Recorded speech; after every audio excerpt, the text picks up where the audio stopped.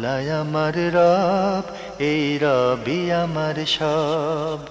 দামে দামে তন মনে তারি অনুভব। তোমার দুনিয়াতে আমি যেদিকে তাকাই, অথই নিয়ামতে ডুবে আছি সবাই।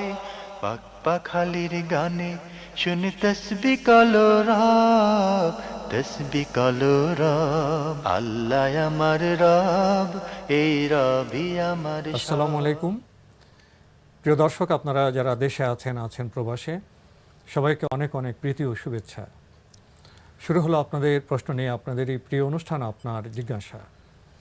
আপনাদের সাথে আছে আমি জয়নুল আবেদিন আজাদ। আজকেও আপনাদের প্রশ্নের জিজ্ঞাসার জবাব দিচ্ছেন বিশিষ্ট আলেম ডক্টর মোহাম্মদ সাইফুল্লাহ। আসসালামু আলাইকুম ওয়া রাহমাতুল্লাহি ওয়া বারাকাতুহু। প্রিয় দর্শক, চলুন তাহলে জিজ্ঞাসার জগতে। শুরুতে একটি ইমেল, এটি পাঠিয়েছেন ওমর ফারুক। আপনি লিখেছেন, আমার একটি প্রশ্ন, দয়া করে উত্তর দেবেন। আর তা হলো, নামাজের ইকামত কি আজানের মতোই হবে? নামাজের ইকামত আজানের মতো হবে কি না, এই মাসালার মধ্যে আলেমদের দ্বিমত রয়েছে। দুটি বক্তব্য রয়েছে। একদল উলামায়ে কেরাম আবু মাহজুর রাদিয়াল্লাহু তাআলা বর্ণিত যে রেওয়ায়তটি রয়েছে সেটাকে গ্রহণ করেছেন। সেটাও সহিহ সনদে বর্ণিত হয়েছে যে আজান এবং ইকামতের শব্দগুলো সমান সমান। ইকামতের মধ্যে শুধু কদ কামাতিস সালাহ, কদ কামাতিস সালাহ এই দুইটাকে বৃদ্ধি করা হয়েছে। এই বর্ণনাটি আবু মাহজুর রাদিয়াল্লাহু তাআলা থেকে এসেছে এবং এর সনদ শুদ্ধ। তবে যারা এই হাদিসটি গ্রহণ করেছেন, এই হাদিসের পুরা পাঠ গ্রহণ করে নেই, উপরে নিচের অংশ গ্রহণ করেছেন, উপর অংশ গ্রহণ করে নেই। সেটা কি? সেটা হচ্ছে অদ্ভুত কথা। সেটা হলো তারা আজানটা কিন্তু আবু মাহজুর রাদিয়াল্লাহু বর্ণিত আজান গ্রহণ করেন নাই। আবু মাহজুরা রেওয়ায়তের মধ্যে এই বক্তব্য এসেছে, আজানের মধ্যে তিনি যখন আজান দিতেন তখন কিন্তু আজানের মধ্যে তারজি করতেন। তারজি হচ্ছে একবার আশহাদু আল্লা ইলাহা ইল্লাল্লাহ জোরে বলতেন, আবার আশহাদু আল্লা ইলাহা ইল্লাল্লাহ আস্তে বলতেন, আবার আশহাদু আল্লা ইলাহা ইল্লাল্লাহ, আবার আশহাদু আল্লা ইলাহা ইল্লাল্লাহ আস্তে বলতেন। চারবার বলতেন, কিন্তু তারা এটা গ্রহণ করে নেই। বোঝা গেল যে আবু মাহজুর রাদিয়াল্লাহু তাআলা হাদিসের মধ্যে কোনো কারণে গ্রহণ করে নেই বক্তব্য বোঝা যাচ্ছে। এটি একটি বক্তব্য, একটি অভিমত। এবং এই অভিমতটুকু আহলুল কুফার অধিবাসীদের কাছে ব্যাপকতা লাভ করেছে এবং সেখানে মূলত আজান এবং ইকামতের এই চর্চাটুকু এভাবে হয়ে আসছিল, এভাবে দেয়া হতো সব সময়। কেউ বলেছেন যে আবু মাহজুর রাদিয়াল্লাহু তাআলা আনহু এই অঞ্চলের লোকেরা বেশিরভাগই আজান এবং ইকামত, রাসূল সাল্লাল্লাহু আলাইহি ওয়াসাল্লাম মুয়াজ্জিন ছিলেন আবু মাহজুর রাদিয়াল্লাহু তাআলা আনহু, এই অঞ্চলের লোকেরা তার আজানটাকেই বা তার ইকামতকে গ্রহণ করেছেন। বাকি আসছে সেটা হলো এই, আরও তো রাসূল সাল্লাল্লাহু আলাইহি ওয়াসাল্লামের সাহাবীরা ছিলেন। তার মধ্যে আপনারা জানেন, সবাই জানি আমরা, বেলাল ইবনে রাবাহ রাদিয়াল্লাহু তাআলা আনহু, তিনি রাসূল সাল্লাল্লাহু আলাইহি ওয়াসাল্লামের মুয়াজ্জিনদের মধ্যে প্রথম এবং সবচেয়ে বেশি উল্লেখযোগ্য ব্যক্তি ছিলেন। সহিহ বুখারী হাদিসের মধ্যে রাসূলুল্লাহ সাল্লাল্লাহু আলাইহি ওয়াসাল্লাম থেকে সাহল ইবনে সাঈদ রাদিয়াল্লাহু তাআলা বর্ণনা করেন, তিনি বলেন, ওয়া উমিরা বিলাল আন ইউথিরাল ইকামাহ, আর বেলালকে নির্দেশ দেওয়া হয়েছে যেন সেই ইকামতের শব্দগুলো একটি একটি করে বলে, দুটি না। আল্লাহু আকবার, আল্লাহু আকবার, তারপরে আশহাদু আল্লা ইলাহা ইল্লাল্লাহ, আশহাদু আন্না মুহাম্মাদার রাসূলুল্লাহ, হাইয়া আলাস সালাহ, হাইয়া আলাল ফালাহ। তাহলে এখানে মোট 11টি। শুধু আল্লাহু আকবার দুবার বলবেন? আল্লাহু আকবার তো চারবার ছিল, চারবার থেকে একবার করে। ওখানে কদ কামাতিস সালাহ দুবার বলবেন, কদ কামাতিস সালাহ দুইবার বলবে, আর বাকি আল্লাহু আকবার তো দুবার বলবেন। আল্লাহু আকবার দুইবার বলবেন, লা ইলাহা ইল্লাল্লাহ বলবেন, এবং সর্বমোট 11টি শব্দ আসে, 11টি বাক্য আসে সেখানে। এবং এটাই মূলত বেলাল ইবনে রাবাহ রাদিয়াল্লাহু তাআলা আনহুর ইকামত সহিহ বুখারী হাদিস দ্বারা সাব্যস্ত হয়েছে এবং বিভিন্ন বর্ণনার মাধ্যমে এসেছে। মক্কা এবং মদিনাতে এই আজানের প্র্যাকটিস তখন থেকে এভাবে করে আসতেছিল। এবং আব্দুল্লাহ ইবনে আব্বাস রাদিয়াল্লাহু তাআলা সহ যারা আজান এবং ইকামতের ব্যাপারে বলেছেন, তারা সবাই এই প্র্যাকটিসটাই করেছেন। সেটা হচ্ছে রাসূলুল্লাহ সাল্লাল্লাহু আলাইহি ওয়াসাল্লাম আজান এবং ইকামতের মধ্যে একটু পার্থক্য করেছেন। যেহেতু দুটি রিওয়ায়াতের মধ্যে বিশুদ্ধতা আছে, সুতরাং কেউ যদি অন্য একটা রিওয়ায়াতকে গ্রহণ করে তাহলে কিন্তু কোনো আপত্তি নেই, গ্রহণ করতে পারে। তবে সবচেয়ে বেশি বিশুদ্ধ হচ্ছে সেটা হলো যে বেলাল ইবনে রাবাহ রাদিয়াল্লাহু তাআলা আনহু যে আযান এবং ইকামত দিতেন সেটাকে অনুসরণ করা। প্রিয় দর্শক, এবার আমাদের হাতে যে ইমেলটি, এটি আগের ইমেল পাঠিয়েছিলেন মোহাম্মদ আশিকুর রহমান, আগ্রাবাদ, চট্টগ্রাম থেকে। আপনার আরও প্রশ্ন রয়ে গিয়েছিল। আপনি লিখেছেন, আদম ইসলাম কি নবী মোহাম্মদ সাল্লাল্লাহু আলাইহি ওয়াসাল্লামের উসিলাতে মাপ পেয়েছেন? কৌতূহল আর কি, মাসালা নয়। অনেক কথাই তো আমাদের সমাজে প্রচলিত আছে। জি, জি। আদম আলাইহিস সালাম মানে কেন মানে আল্লাহ রাব্বুল আলামিন অপারক যে আদম আলাইহিস সালামকে ক্ষমা করতে পারবেন না, রাসূল সাল্লাল্লাহু আলাইহি ওয়াসাল্লাম ওসিলা দিতে হবে, এই কথা একেবারেই ভুয়া কথা। এর কোনো ধরনের ভিত্তি অথবা কোনো দলিল আছে? এগুলো আবেগের কথা। আবেগের কথা। কোন দলিল আছে আমার জানা নেই, কোথাও কোনো দলিল নেই। যে সমস্ত বন্ধুগণ এগুলো বলেছেন সব বানোট কথা, সমস্ত মানে নিজেরা তৈরি করে। এগুলো আপনি দেখবেন বিশেষ করে ওয়াজ মাহফিল যে হয় সেগুলোতে শোনা যায়। ইসলামের মর্তবা বাড়াতে গিয়ে এবং এগুলোর কোনো নির্ভরযোগ্য কোনো হাদিসের কিতাবের মধ্যে নেই, কোনো সহি কোনো বক্তব্য নেই। জাল বানাউট, মিথ্যা কথা দিয়ে এগুলো ভরপুর করা হচ্ছে। কেন আদম আলাইহিস সালাম মুহাম্মদ সাল্লাল্লাহু আলাইহি ওয়াসাল্লাম ওসিলা দিয়ে দোয়া করবেন? অথচ আল্লাহ সুবহানাহু ওয়া তাআলা কোরআনের মধ্যে বলছেন, আল্লাহ রাব্বুল আলামিন আদম আলাইহিস সালামকে কিছু কালেমাত শিক্ষা দিয়ে দিয়েছেন। এই কালেমাতগুলো কি কি সেটা কোরআনের সমস্ত মুফাসসিরিন কেরাম ঐক্যমতে বলেছেন। সেগুলো কি? রব্বানা যালামনা আনফুসানা ওয়া ইল্লাম তাগফির লানা ওয়া তারহামনা লানাকুনান্না মিনাল খাসিরিন। এখানে কোথায় উনি কোথায় ওসিলার কথা পেয়েছেন? কি বলছেন আপনারা?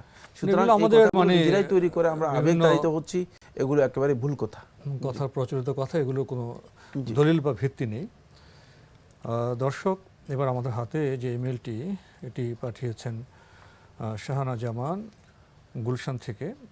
আগের ইমেল আপনার আরও প্রশ্ন রয়ে গিয়েছিল, আপনি জানতে চেয়েছেন সূরা কাহফ ফ্রাইডে রাতে দিনে যে কোনো টাইমে পড়লে কি হবে, আর এর ফজিলত কি?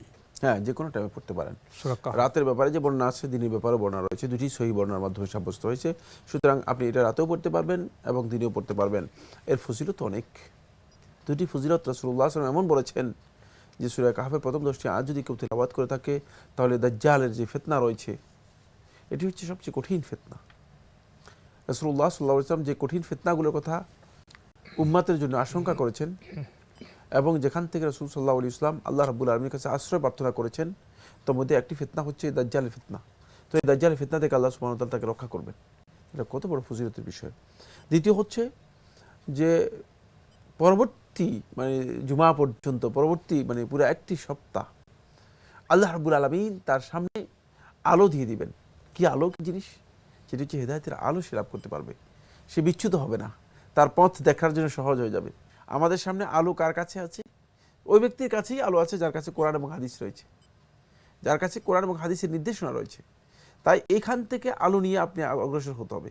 আপনি কি আসলে রাস্তায় চলছেন কিনা, এই আলোটুকু আল্লাহ সুবহানাহু ওয়া তাআলা আপনার জন্য দিয়ে দিবেন যদি আপনি দিবসে অথবা রাতের কোনো একটা অংশে সূরাতুল কাহফ তেলাওয়াত করে থাকেন।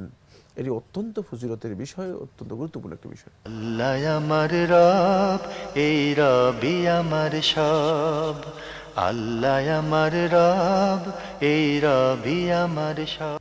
এবার আমাদের হাতে একটি ইমেল, এটি পাঠিয়েছেন সালেম ব্রিসবেন অস্ট্রেলিয়া থেকে। লিখেছেন, I watch your program from as far away as Brisbane, Australia, and enjoy it much. My question is as follows. Does the mother need to observe any kind of parda when a child or boy become an adult? Meaning that when the boy become older than 18 years, does the mother need to cover her body so that the curves of the body does not become evident? Is salwar and kameez without the urna is permissible?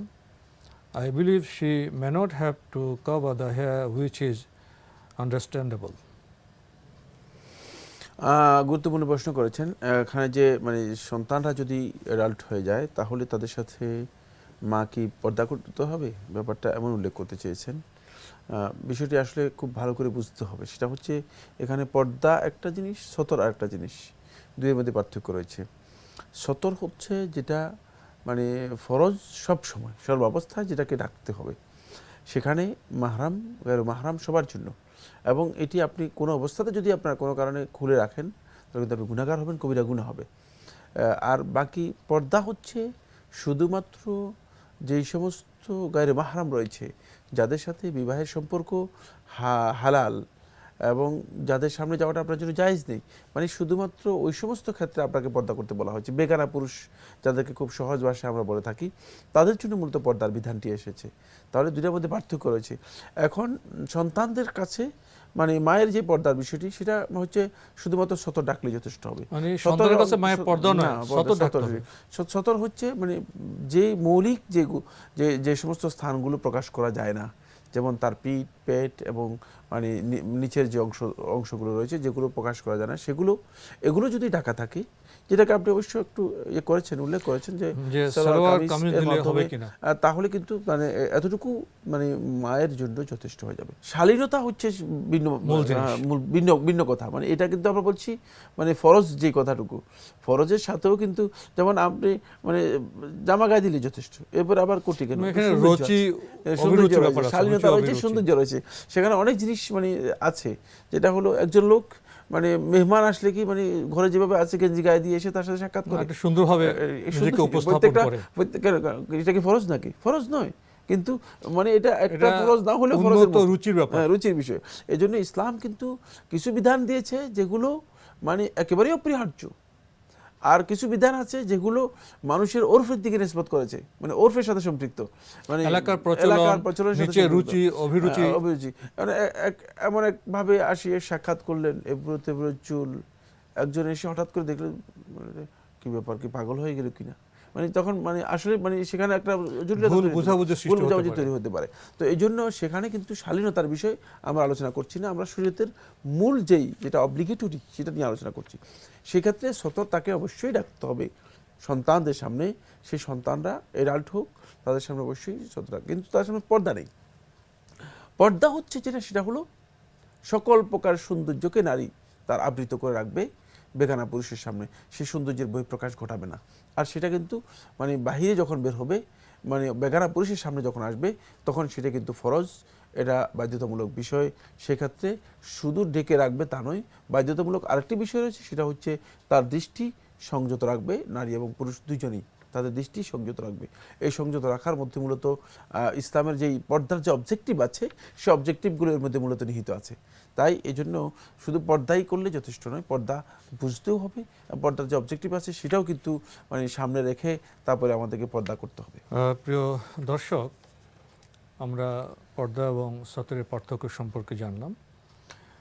এবার আমাদের হাতে একটি email, এটি পাঠিয়েছেন ফারুক উদ্দিন হাসানুল্লাহ। লিখেছেন, আমি Saudi প্রবাসী, মক্কায় থাকি। লিখেছেন, আমি 6-7 মাস আগে ফোনের আগের মাথায় আমার স্ত্রীকে 1, 2, 3 তালাক বলি। ওই সময় আমি একা রুমের ভেতর, আর কেউ ছিল না। তার 1-2 দিন পর আমার আর স্ত্রীর সাথে কথা হয়, ভালো কথা, প্রতিদিন কথা হয় এখন, আর ঝগড়া হয় না। আমি জানতে চাই, আমার কি তালাক হয়ে গেছে? এবার তার স্ত্রীকে রাগ করে তালাক দিয়েছেন, এক তালাক হয়ে গিয়েছে, ফোনে আপনি এক তালাক দিয়েছেন এবং এক তালাক হয়ে যাবে, যেহেতু আপনি আপনার স্ত্রীকে তালাক দিয়েছেন, সেই তালাক আপনার হয়ে গিয়েছে। এখন আপনি যেটা করতে হবে সেটা হচ্ছে মানে স্ত্রীকে যদি আপনি সমঝোতা আবার আসেন, তাহলে তাকে সমঝোতার মাধ্যমে আবার ফিরিয়ে আনার মতো সুযোগ আপনার রয়েছে, যদি সেটা মানে তার যে নির্দিষ্ট ইদ্যত রয়েছে সেই ইদ্যত অতিক্রম না করে। বলে দিয়েছেন, যেদিন আগে বলেছেন যে 1, 2, 3 তালাক, তার 1, 2 দিন পরে আবার তারা স্ত্রীর সাথে কথাবার্তা হয়, ভালো কথাবার্তা হয়, এখন প্রতিদিন কথাবার্তা হয়, কোনো ঝগড়া হয় না। ওই তালাক দেওয়ার 2-1 দিনের মধ্যে আবার কথাবার্তা, তাদের মধ্যে একটা সমঝোতা হয়ে গেছে, আবার বোঝা যাচ্ছে যে তাদের মধ্যে এখন প্রীতির বন্ধন আছে। যাই হোক, যদি পরস্পর প্রতি সমঝোতা হয়ে থাকে, তাহলে আপনি আপনার স্ত্রীকে এখন ফিরিয়ে নিতে এবং দাম্পত্য জীবন কন্টিনিউ করতে কোনো নিষেধাজ্ঞা নেই শরিয়া অনুযায়ী। বাকি মানে যেটা আপনি বলেছেন যে মানে কেন মানে গোলাটে করলেন, মানে পানি গোলাটে করে তারপর আপনি বলতেছেন এখন স্বচ্ছ হয়ে গিয়েছে, মানে ব্যাপারটা আসলে আমাদের মধ্যে একটু বিবেচনা থাকা দরকার। সেই সমস্ত ক্ষেত্রে সতর্কতা আমি মনে করি যে মানে কারণ তালাক ছাড়াও তো অনেক কথা বলতে পারতো, সেখানে হয় কি আমাদের যে আছে ইসলামের যে আপনার বিধিবিধান বা সৌন্দর্য না জানার কারণে অনেক সময় আমরা যারা পুরুষ আমরা প্রবর হয়ে উঠি এবং মনে হয় যে তালাক একটি বোধহয় অস্ত্র, বললাম তোকে তালাক দিয়ে ফেললাম, কিন্তু তারপরে যখন আবার একটু জ্ঞানটা ফিরে তখন বলে কী করলাম। তার না 2-1 দিন পরে আবার বলছে যে আমরা কথাবার্তা বলছি, সুন্দর ভালো কথাবার্তা বলছি, প্রতিদিন কথা হচ্ছে, এখন আর ঝগড়া হয় না। এটা অনেকটা আপনার ছেলেমেয়ে সুলভ বিষয় হয়ে গেল। তাই ওনারা তো এখন মানে যেহেতু একদিন পরেই তো এই তো তারা তো আর এখন ঘর সংসার করতে পারেন, কোনো সমস্যা নেই। হ্যাঁ না, এই লোকের তারা বক্তব্যতে আমরা বুঝতে পেরেছি যে তালাক নিয়ে খেল তামাশা জায়েজ নেই, খেয়াল রাখবেন। এটি খেল তামাশার বিষয় নয়, শরীয়তের বিধান। এটাকে আল্লাহ সুবহানাহু ওয়া তাআলা বলেছেন হুদুদ, আল্লাহ তাআলার সীমারেখা। ওয়া মান ইয়াতাআদ্দা হুদুদাল্লাহি ফাউলাইকা হুমুদ যালিমুন। যারা আল্লাহর এই হুদুদগুলোকে, এই যে সীমারেখা নির্ধারণ করে দিয়েছেন, অঙ্কন করে দিয়েছেন, এই সীমারেখাকে যারা অতিক্রম করবে, লঙ্ঘন করবে, ফাউলাইকা হুমুদ যালিমুন, তারা হচ্ছে সবচেয়ে বড় জালেম, তারা জালেম। সুতরাং এগুলো লঙ্ঘন করবে না, এগুলো নিয়ে আপনি খেলতামাশার বিষয় না, এগুলো খেয়াল রাখবেন। জি ভাই, আসুন আমরা যখন ঘর সংসার করবো আর একটু পরিপক্ক হই এবং ইসলামের বিধানগুলো, ইসলামের সৌন্দর্যগুলো জানার চেষ্টা করি, তাহলে আমরা বোধহয় অনেক সংকট থেকেই বেঁচে যাব। এবার আমাদের হাতে আরও একটি ইমেল, এটি পাঠিয়েছেন মুক্তা হোসেন। আপনি লিখেছেন, নামাজ সম্পর্কে পিস টিভিতে যে বর্ণনা দেওয়া হয়, বক্তারা যেভাবে কথা বলছেন, এগুলো কি ঠিক? কেমন আমি কি বড়টা আমি উনি হয়তো ধারণা করেছেন আপনি মধ্যে পিস টিভির সব অনুষ্ঠান দেখেন নামাজ সম্পর্কে। আমার তো মানে ওই সুযোগ সময় নেই। কিন্তু আপনি যতটা দেখেছেন, আপনি কিন্তু নিজে তো পিস টিভিতে গেছেন আলোচনা করতে, সেখানে নামাজ পড়েছেন এবং তারা যেভাবে বলে সেভাবে তো নামাজ পড়ে। আমার মনে হচ্ছে যেন তারা সহি হাদিসের, যেহেতু তাদের একটা মানে আমি তো মানে তাদের ফরম্যাট সম্পর্কে আমার জানা আছে, তাদের যে পদ্ধতি সেই পদ্ধতি সম্পর্কে জানা আছে, তারা চেষ্টা করে সহি হাদিসের আলোকে সহি বক্তব্যগুলো পেশ করার জন্য। এখন পেশ করতে গিয়ে বক্তায় নিজের বক্তব্য যদি অপিনিয়ন ঢুকিয়ে দেয়, সেটা কিন্তু আমি বলতে পারবো না। এই জন্য আমি সুস্পষ্টভাবে এই কথা বলছি না যে কোনো বক্তা যদি নিজের বক্তব্য সেখানে ঢুকিয়ে দেয়, তাদের মানহাজ হচ্ছে, তাদের কর্ম মানে পদ্ধতি হচ্ছে একটাই, সেটা হলো কোরআন এবং সুন্নাহ। এবং কোরআন এবং সুন্নাহর আলোকেই বক্তব্য দেওয়ার জন্য যে সমস্ত বন্ধুরা বক্তব্য দেন তাদেরকে অনুরোধ করা হয়েছে এবং সহি বক্তব্য দেওয়ার জন্য অনুরোধ করা হয়েছে। এবং পিস টিভির পুরো বক্তব্যটাই যাতে কোরআন হাদিসের আলোকে হয়ে থাকে, সেটাই মূলত মূল কথা। কিন্তু এর মধ্যে কোনো ব্যক্তি, আমরা তো ব্যক্তির ভুল হয়ে যেতে পারে, ব্যক্তি নিজস্ব ইজতিহাদ ঢুকিয়ে দিতে পারে, নিজস্ব অপিনিয়ন ঢুকিয়ে দিতে পারে। সেক্ষেত্রে যদি কোনো ব্যক্তি তার নিজস্ব অপিনিয়ন ঢুকিয়ে দেয়, সে সম্পর্কে আমার জানা নেই, এই জন্য আমি আসলে সুস্পষ্টভাবে বলছি না। তবে এর অধিকাংশ বক্তব্যই সহি হাদিসের আলোকে দেওয়া হয়ে থাকে, এতে কোনো সন্দেহ নেই। ভাই, আপনি আরও লিখেছেন, বেতন নামাজের বিস্তারিত বর্ণনা জানতে চাই। বিস্তারিত বর্ণনা তো সুযোগ হবে না। বিতিরের সলাত যদি আপনি আদায় করতে চান, আর আমরা যেহেতু 3 রাকাত আদায় করে থাকি, 3 রাকাত সলাত আপনি দুইভাবে আদায় করতে পারেন। প্রথম পদ্ধতি হচ্ছে 3 রাকাত সলাত একাত্রে আদায় করবেন, একসাথে, মাঝখানে তাশাহুদের জন্য বসবেন না। 3 রাকাত সলাত একসাথে আদায় করবেন, মাঝখানে তাশাহুদের জন্য বসবেন না। এবং এই তরিকা আল্লাহ রাসূল সাল্লাল্লাহু আলাইহি ওয়াসাল্লাম সাহাবীদের আমল দ্বারা সাব্যস্ত হয়েছে। আল্লাহ রাসূল সাল্লাল্লাহু আলাইহি ওয়াসাল্লামের সবচেয়ে কাছের সাহাবী ওমরুল খাত্তাব রাদিয়াল্লাহু তাআলা এই তরিকায় সালাত আদায় করতেন মর্মে সহিহ বর্ণনা দ্বারা সাব্যস্ত হয়েছে। আরেকটি তরিকা হচ্ছে 2 রাকাত আপনি আদায় করবেন। প্রথমে 2 রাকাত আদায় করার পরে আপনি ডান এবং বামে সালাম ফিরাবেন, তারপর দাঁড়িয়ে যাবেন, 1 রাকাতের জন্য নিয়ত করবেন, তারপরে 1 রাকাত পড়বেন এবং 1 রাকাত শেষ করবেন। এই ধরনের সালাত ভিতরের ইবনে ওমর রাদিয়াল্লাহু তাআলা থেকে সহিহ হাদিস দ্বারা সাব্যস্ত হয়েছে এবং তিনি আদায় করেছেন, এই সাব্যস্ত হয়েছে। সুতরাং এই 2 পদ্ধতিতে আপনি ভিতরের সালাত আদায় করতে পারেন, দুইটাই সহিহ সনদে সাব্যস্ত হয়েছে। যদি কেউ 3 রাকাত ভিতরের সালাত আদায় করতে চান, তবে আরো বৈচিত্র্য আছে, মানে এটি বিস্তারিত অনেক কথা রয়েছে, অনেক বৈচিত্র্য রয়েছে। তো আজকে আমাদের এখানে শেষ করতে হচ্ছে। আপনাকে অনেক ধন্যবাদ। আপনাকে অশেষ ধন্যবাদ। প্রিয় দর্শক, আমরা নামাজ সম্পর্কে জানার চেষ্টা করছি। এটা খুবই সঙ্গত বিষয়, সুন্দর বিষয়, কারণ নামাজ আমাদের জন্য ফরজ। তবে আমরা কি আরেকটি বিষয়ের দিকে খেয়াল রাখব? নামাজ তো আমাদের অন্যায় এবং অশ্লীল কাজ থেকে বিরত রাখার কথা। আমাদের নামাজ কি আমাদের জীবনে সেরকম প্রভাব ফেলতে সক্ষম হচ্ছে? না হলে বোধহয় নামাজ সম্পর্কে আমাদের আরও জানা দরকার, আরও আত্মসমালোচনার প্রয়োজন। চিঠি লিখুন, প্রশ্ন পাঠান আমাদের ঠিকানায়। পরিচালক আপনার জিজ্ঞাসা, এনটিভি, বিএসসি ভবন, 7ম তলা, 102 কাজী নজরুল ইসলাম এভিনিউ, কারওয়ান বাজার, ঢাকা 1215। আপনারা ইমেলও করতে পারেন। আমাদের ইমেল অ্যাড্রেস আপনার জিজ্ঞাসা @ntvbd.com। প্রিয় দর্শক, আপনারা আমাদের অনুষ্ঠান এনটিভি অনলাইনেও দেখতে পারবেন। ভিজিট করুন www.ntvbd.com। দর্শক, আপনারা সবাই নিরাপদে থাকুন শান্তিতে। আসসালামু আলাইকুম। আল্লাহ আমার রব, এই রবি আমার সব। দামে দামে তুন মনে তারি অনুভব। তোমার দুনিয়াতে আমি যেদিকে তাকাই, অথই নিয়ামতে ডুবে আছি সবাই। পাক পাখালির গানে শুনি তসবি কলরা।